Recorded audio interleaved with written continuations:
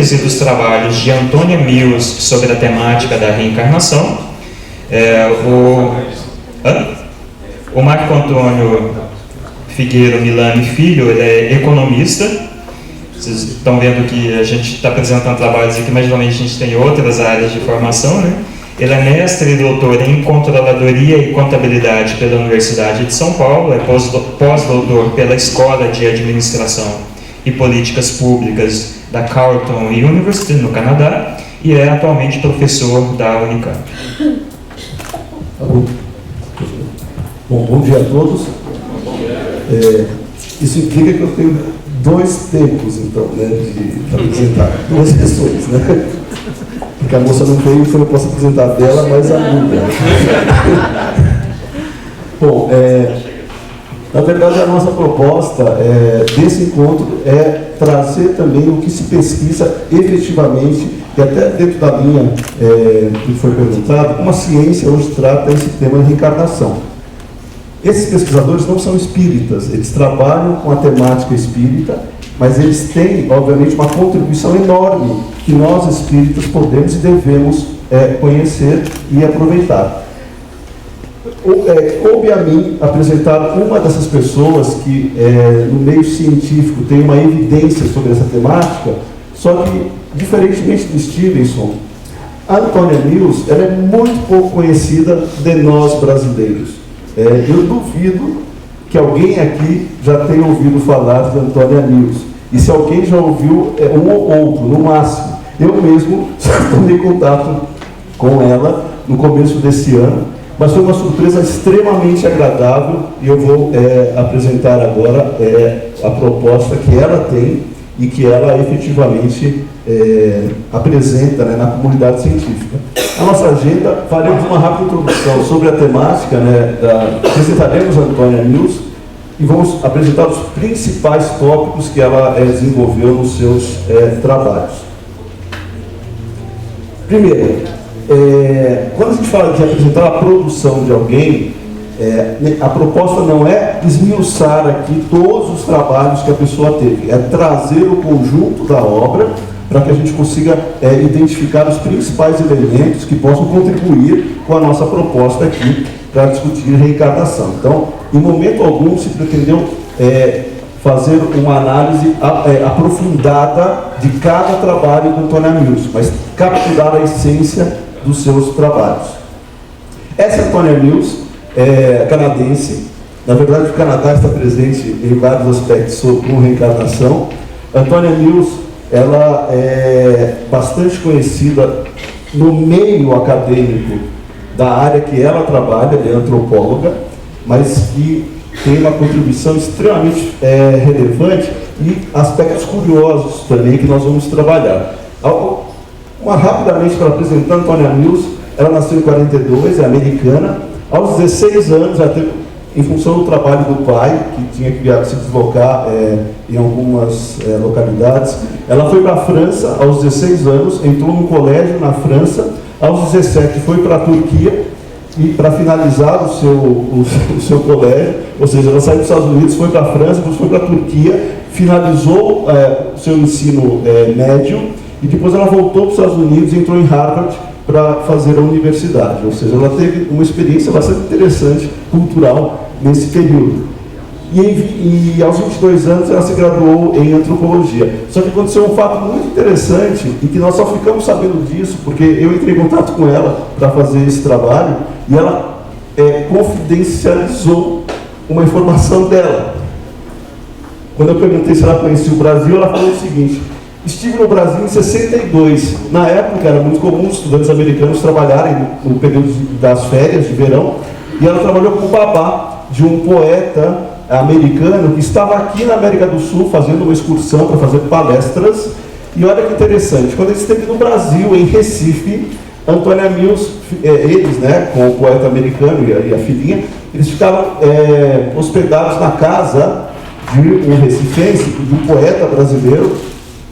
E esse poeta era casado com uma pessoa que ela chamava, né, de princesa indígena, que era uma pessoa indígena da região, em Recife, E ela começou a entender e ficou impressionadíssima com a vitalidade da esposa desse poeta brasileiro. E ela tomou contato, né, com a cultura indígena brasileira quando ela estava na casa desse poeta brasileiro, e ela disse o seguinte: ela ficou tão impressionada com isso, quando ela voltou para Harvard, nesse mesmo ano, foi nas férias de agosto, ela voltou em setembro, para começar o terceiro ano, ela estava em Ciências Sociais, e ela mudou a concentração da graduação dela para antropologia, porque ela queria estudar a cultura indígena, porque ela ficou impressionada com a cultura indígena nossa, do Brasil.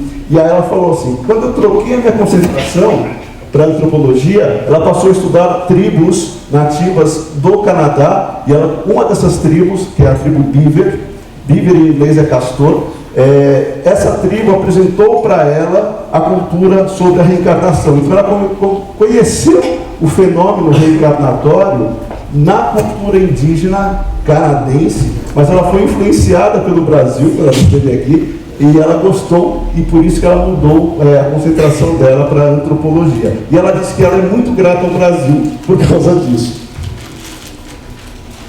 E ela assina Tônia. Ela chamou Antônia, mas agora que eu já sou íntimo dela, ela assina Tônia, eu chamo ela de Tônia.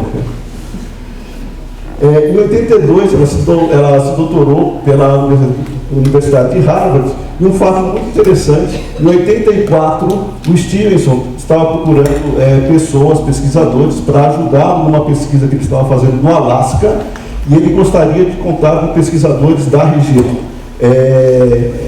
O Canadá, obviamente, pela proximidade e na região de Colômbia Britânica, a Antônia Mills se ofereceu e começou a participar e trabalhar com o Stevenson a partir de 84.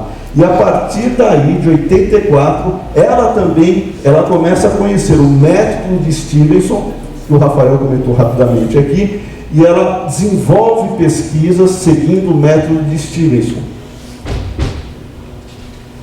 Em 85 e 86, o governo canadense ofereceu para ela uma bolsa de pós-doutorado para continuar pesquisando reencarnação, só que nas tribos indígenas do Canadá. Ou seja, o governo canadense patrocinando pesquisas sobre reencarnação com Antônia Mills. Em 87 e 89, ela vai para a Índia, porque o Stevenson ele teve um campo muito mais fértil para trabalhar com crianças que alegavam lembrar das suas encarnações anteriores. Igualmente, ela vai até a Índia, e nesse período ela vai replicar as pesquisas do Stevenson. Ela queria saber se era possível replicar os casos do Stevenson. Então, a grande vantagem da ciência, e aquilo que nós temos que reforçar, como o Rafael falou, o pior inimigo está lá para querer comprovar se aquilo é verdade ou não. Nós temos a apresentação de fatos ou de propostas de interpretação dos fenômenos. Essas propostas, necessariamente, elas são analisadas e pesquisadas por outros pesquisadores para comprovar se aquilo é verdade ou não. E ela foi lá pesquisar se dava para replicar o método de Stevenson. E ela, já vou apresentar os resultados, e ela permaneceu na equipe dele até 94. Até 94 ela continuou lá na Universidade de Virgínia, e depois ela mudou de vez para o Canadá. Ela foi para a Universidade de British Columbia no norte. Tem duas British Columbia, né? Tem uma que fica em Vancouver e outra que fica mais ao norte, na cidade de Princess George. Ela tem 3 livros publicados, 12 capítulos de livros e 37 artigos científicos sobre a temática da reencarnação. Isso aqui é só sobre a temática da reencarnação. Não é a maioria, pesquisa um monte de coisa e dentro disso um pouco reencarnação. Não, ela pesquisa reencarnação mesmo. Essa é a produção dela. A temática central, basicamente, é a cultura dos povos canadenses nativos sobre a reencarnação, o significado desse fenômeno na vida deles, mas não quer dizer que ela também não tenha aplicado a sua pesquisa com métodos empiristas. Também foi verificado pelos relatos de crianças que se diziam encarnações de outras pessoas, outras personalidades, que replicando o método de Stevenson. E ela foi coautora não só do Stevenson, mas também do Tucker, que hoje é o substituto do Stevenson na Universidade de Virgínia, e também do Haraldson, que também tem uma obra bastante interessante sobre essa temática. Ou seja, as pessoas que pesquisam reencarnação, nenhum deles é espírita, mas as pessoas que pesquisam reencarnação, obviamente, têm afinidade temática e, claro, um colabora com o outro. Não está indo aqui?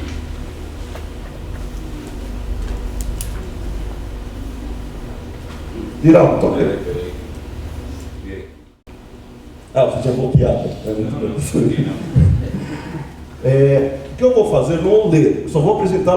Eu selecionei 9 trabalhos que podem contribuir com algumas ideias para que nós também consigamos entender como isso é divulgado no meio científico em termos de produção.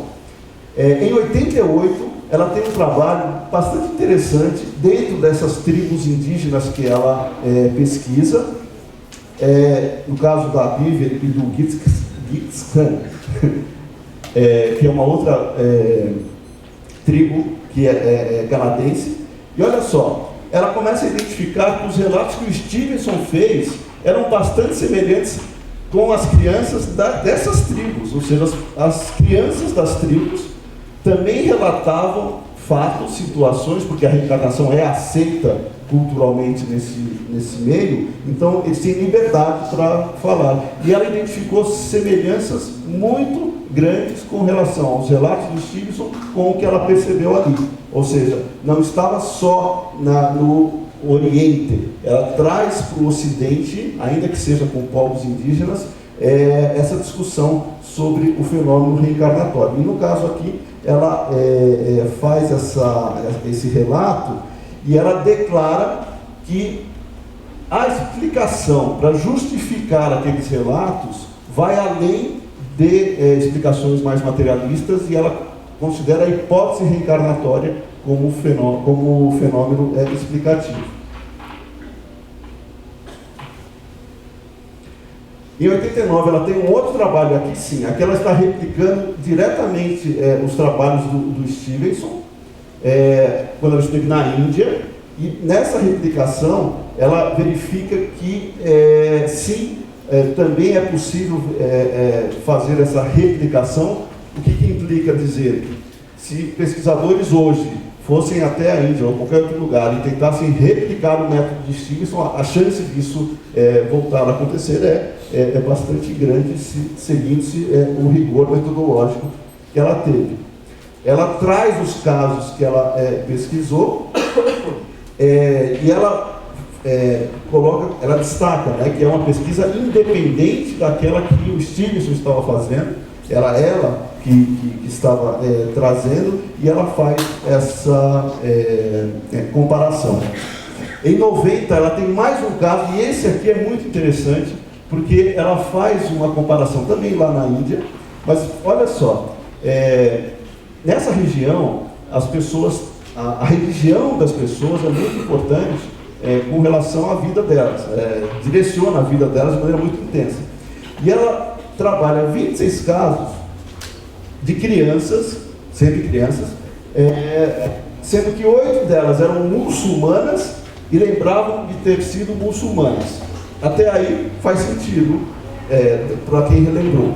Só que ela identifica 7 casos de muçulmanas que afirmaram ter sido hindus, e 11 casos de hindus que diziam ter sido muçulmanas. Para o hindu falar que era muçulmano, ou para o muçulmano falar que tinha sido hindu, é uma coisa extremamente não prevista em termos culturais para aquelas pessoas. E ela é muito clara, é mais fácil o hindu falar que tenha sido muçulmano, ele não vai ter nenhuma repressão da família, por exemplo, do que uma criança muçulmana falar que tinha sido hindu. Porque a família muçulmana é extremamente rigorosa e não acredita em reencarnação. Muçulmanos não acreditam em reencarnação. E ela, inclusive, faz comentários que algumas famílias hostilizaram a investigação, famílias muçulmanas, hostilizaram a investigação justamente porque é um absurdo, eles não acreditam em reencarnação. E ainda por cima, falar que tinha sido hindu, né? Então é um choque cultural, mas que ela constatou com estas crianças que ela pesquisou. Muito interessante esse trabalho dela de 90. Em 94, ela também fazendo, agora com autoria com o Haraldson e também com o Caio, ela faz uma reflexão, né, dentro dos casos que ela o Haraldson e a Caio identificaram, na região da Índia, Burma, Tailândia e Turquia, um total de 123 casos, ela pesquisou 38, e esses casos, de novo, eles identificam similaridade e a hipótese reencarnatória como explicação para os fenômenos que eles identificam. Ou seja, são fatos que vão aumentando a capacidade explicativa da reencarnação como fenômeno.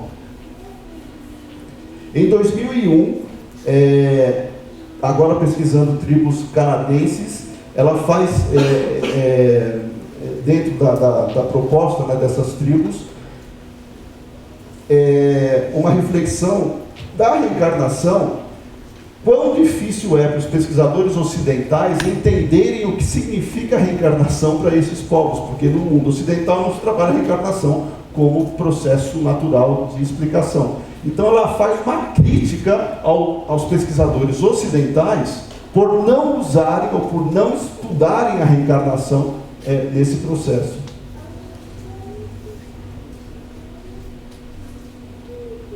Em 2003, esse também é muito interessante, ela faz uma comparação com crianças americanas e crianças da Índia, mas olha o que ela comparou. Ela pegou crianças americanas que diziam ter amigos imaginários e pegou crianças indianas que alegavam ter encarnações anteriores e comparou o comportamento das duas, e aí sob um aspecto mais antropológico também, para verificar se havia diferença nos relatos que as crianças que falavam que tinham amigos imaginários tinham e as crianças que falavam que lembravam de vidas anteriores. Esse trabalho é bem interessante porque ela faz essa comparação e ela chega à conclusão que não há diferença significativa entre os relatos que as crianças que alegavam ter amigos imaginários possuíam com as crianças que resgatavam lembranças anteriores. Essa daqui, para os psicólogos, viu, Jata? Essa aqui deve ser interessante, esses casos. Tanto só voltando, ela publicou isso numa revista de psiquiatria, ou seja, trabalho científico, publicado no meio científico e está lá para ser criticado mesmo, e isso é o que o pesquisador deve fazer.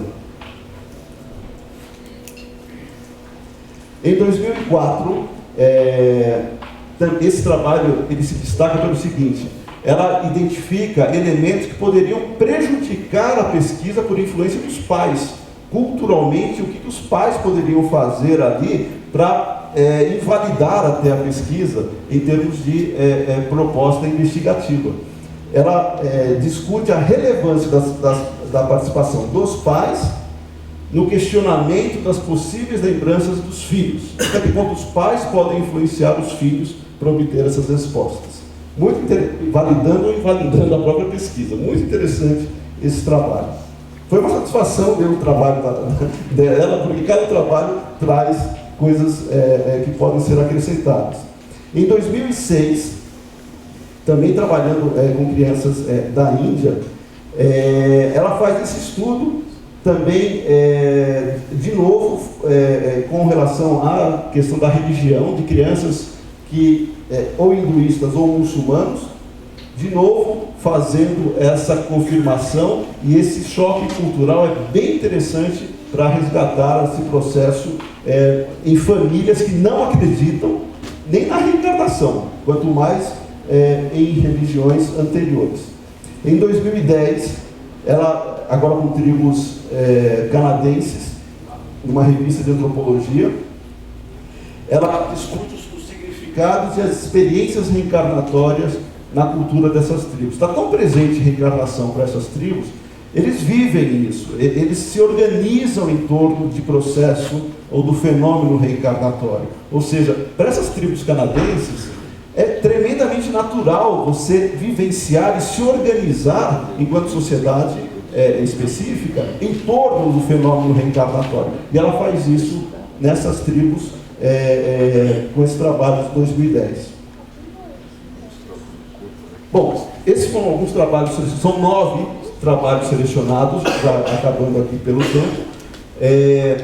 O que é possível extrair ou perceber dentro do conjunto, né, do que Antônia Mills produz? Primeiro, ela trata esse fenômeno de maneira muito adequada como cientista, porque ela se mantém distante do fenômeno, apesar de em algumas passagens ela demonstrar até favoravelmente a impressão, a surpresa que ela possui pela legitimidade do processo. Só que como cientista ela tem que manter uma certa distância do objeto. Claro que a questão da antropologia, ainda mais com pesquisa etnográfica, que é o que ela também se serve, não tem como você se manter distante do fenômeno com pesquisa etnográfica. Você está lá dentro do fenômeno, você está vivenciando aquilo, você está influenciando isso de uma certa maneira. Mas ela se mantém dentro do possível para não dar margem a questionamento sobre até que ponto ela está favorecendo aquele negócio que o Rafael falou do vidro do seu relógio. Tá? Ela procura não deixar claro... Ao contrário, ela procura deixar clara a posição dela de observadora dentro do possível para não influenciar. Ela faz, nesse processo que é intersubjetivo, ela tem elementos que para nós espíritas são extremamente interessantes para justificar a crença na hipótese reencarnatória. Nós temos uma verdade revelada, que é via espírito, não é científico, e nós temos uma verdade em termos de análise que os fatos apontam efetivamente para essa situação.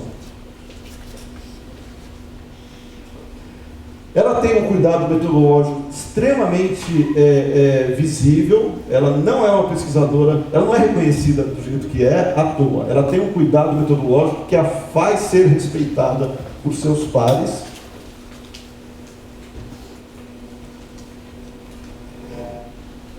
Ela faz uma crítica a esse olhar ocidental que nós temos com relação à pesquisa sobre a reencarnação.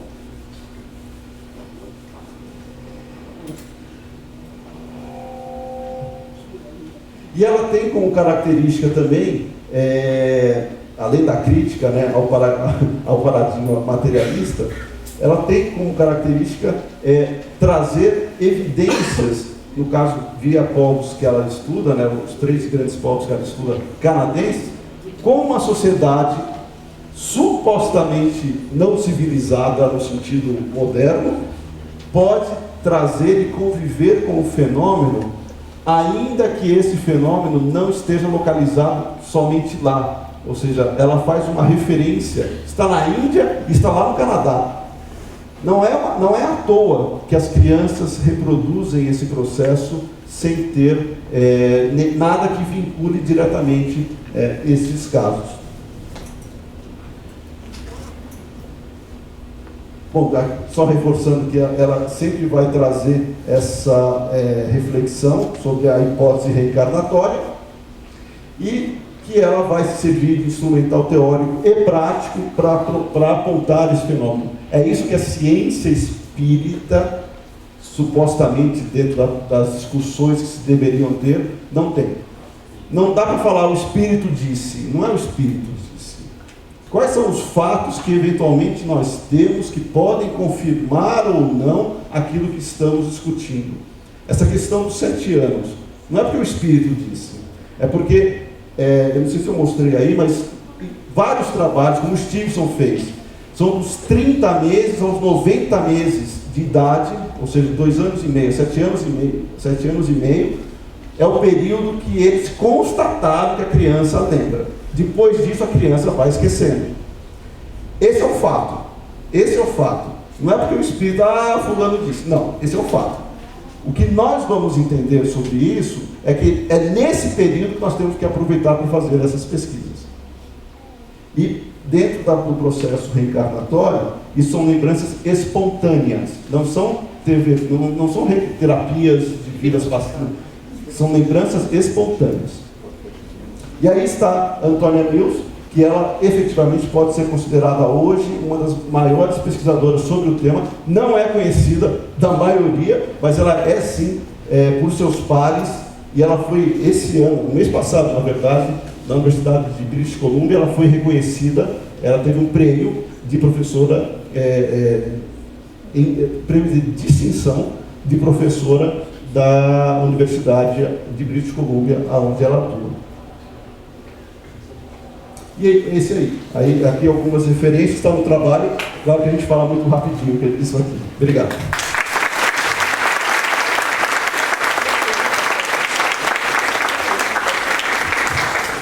Obrigado, Marco, por esse esforço de resenhar essa constatação. Bom, se as lembranças espontâneas se dão nesse intervalo aí, agora, para um cientista, principalmente um espírita como nós, a pergunta natural é por quê? Então, por que esse intervalo é um intervalo, parece que está aberto aí, que essas lembranças ocorram de modo espontâneo, né? E parece que a resposta dessa pergunta ainda não está clara para a gente. A gente pode ter hipóteses que podem até vir de um espírito, mas precisam de comprovação, de investigação a respeito para validar ou invalidar essas hipóteses.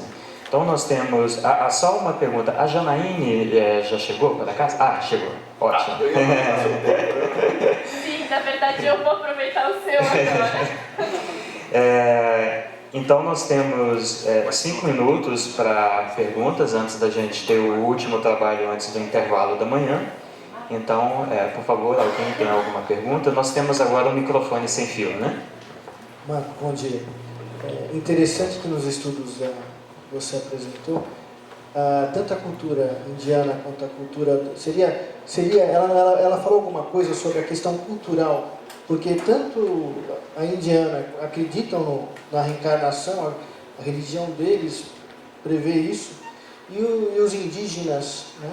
E todos os quadrantes do globo, mas a gente percebe isso nas culturas mais primitivas, entre aspas, que eles têm essa relação com a ida e o retorno muito mais fácil. Seria isso, auxilia?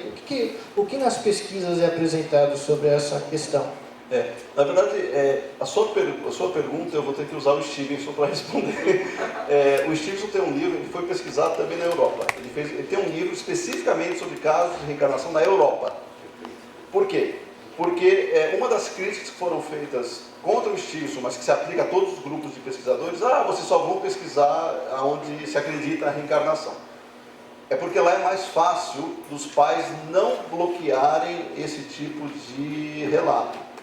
No caso dos povos ditos primitivos, não é porque isso está vinculado ao primitivismo, é porque, infelizmente, o paradigma materialista que invadiu a ciência, ele faz parte hoje daquilo que nós chamamos da linha que predomina no processo de interpretação. Mas na academia a gente tem sim a possibilidade de trabalhar isso, não só presos a um aspecto cultural. A gente pode trabalhar o fenômeno não está isoladamente nas culturas. Mas sim, é uma crítica que algumas pessoas fazem, mas que já foi devidamente comprovada, pelo menos trabalhada em ambientes não reencarnacionistas. Marco, você que conversou tanto com ela, parece que isso fechou um ciclo, né, essa pesquisa. O que ela vai fazer agora? O que ela está fazendo agora?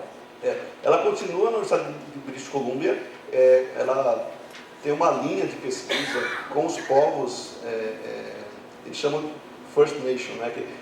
Esses povos, agora antigamente chamavam de esquimó, mas agora ninguém mais chama de esquimó, não pode mais chamar de esquimó. O Canadá tem umas coisas assim, agora muda, eles chamam de povos, a primeira nação, as primeiras... esses povos, eles são muito interessantes, eles fazem parte da cultura canadense e são extremamente valorizados pelo governo. Então tem linhas de pesquisa muito definidas, com verbas inclusive para pesquisa. Ela continua pesquisando, ela trabalha o fenômeno reencarnatório, ela é citada e é convidada para fazer prefácios de quase todos os livros de reencarnação da América do Norte. Ela é uma das citadas para fazer o processo. Então ela não está desconectada, ela está movimentando ainda o conceito via antropologia, mas não quer dizer que ela não transite com pesquisadores de outras áreas também.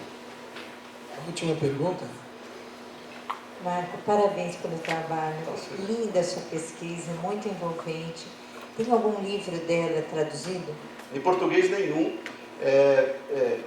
Foi muito interessante, porque eu também não conhecia a Antônia Mills, né? Mas trocando e-mails com ela, é uma pessoa extremamente adorável, né? Imagina, o relato que ela deu quando ela esteve no Brasil aqui, isso não está escrito em lugar nenhum, só está no e-mail agora que ela mandou, e eu publico.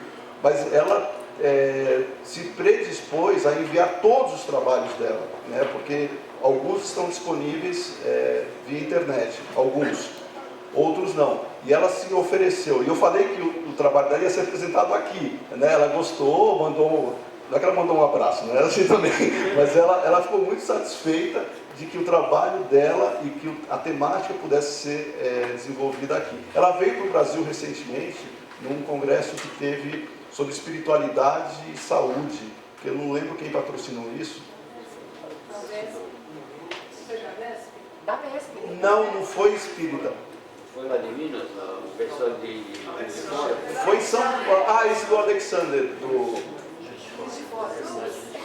Todo o Juiz de Fora. Núcleo de pesquisa de espiritualidade e saúde da Universidade Federal de Juiz de Fora. Isso. Os mineiros estão lá envolvidos também e tal, né? E ela esteve no Brasil. Veja, ela foi convidada porque ela é referência no processo. Aqui nós espíritas, nós não conhecemos e nós temos que começar a conhecer. Por isso que a questão de entender outros pesquisadores e não ficar só nas figuras carimbadas, são esses pesquisadores que estão trazendo elementos e conhecimentos novos que vão nos ajudar, enquanto espíritas, a refletir sobre o próprio fenômeno. O que ela trouxe aqui sobre troca de religião e sobre a influência dos pais para pesquisar ou para validar ou invalidar em termos metodológicos é tremendamente importante.